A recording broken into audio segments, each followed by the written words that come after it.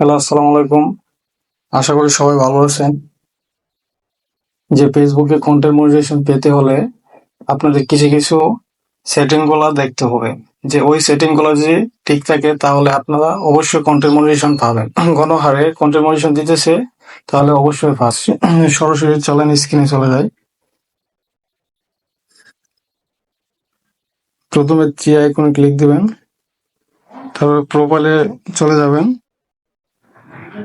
তারপরে প্রফেশনাল ড্যাশবোর্ডের ভিতরে চলে যাবেন, সরাসরি মনিটাইজেশনে চলে যাবেন। যাওয়ার পরে দেখবেন এখানে গ্রিন চিহ্ন আছে নাকি, your profile is earn money, green tick চিহ্ন আছে নাকি, তাহলে বুঝবেন এটা ওকে আছে। তো প্রফেশনাল ড্যাশবোর্ডে ঢুকে হোম পেজে চলে আসবো। তারপরে টুলসে ক্লিক দিব, প্রপার রিকমেন্ডেশন ক্লিক দিব।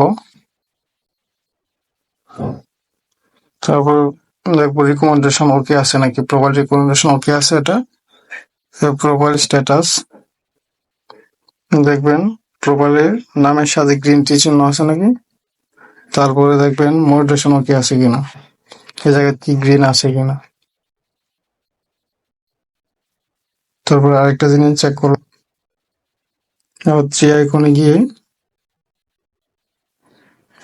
হেল্প অ্যান্ড সাপোর্টে ক্লিক দিবেন। সাপোর্ট ইনবক্সে ঢুকবেন, দেখবেন কোনো অ্যালার্ট আছে কিনা। ইউআর অ্যালার্ট চেক করবেন যে কোনো ভায়োলেশন বা কপিরাইট মিউজিক বা কোনো কপিরাইট ইস্যু আছে কিনা। যে নো ভায়োলেশন থাকে তাহলে বুঝবেন ওকে আছে। যদি ওই জায়গায় কোনো ইস্যু থাকে তাহলে বুঝবেন যে আইডিতে কোনো সমস্যা আছে।